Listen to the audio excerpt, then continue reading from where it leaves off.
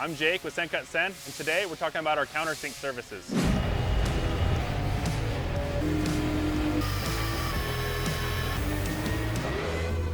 If you have flathead screws in your design and need countersinking, we have you covered. By selecting the countersinking process in the post-op when you order your parts and selecting the screw type that you want, we'll automatically countersink it for that screw. What this does is it allows you to have a nice flush design, has more clearance in your part, and the taper is concentric with the hole, allowing you to have a pin type feature in your design.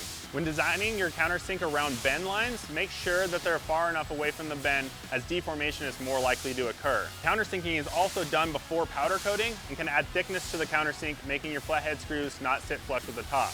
Check out our countersinking guidelines on our website for all material and screw types that we offer. Thanks for watching. Stay tuned for more.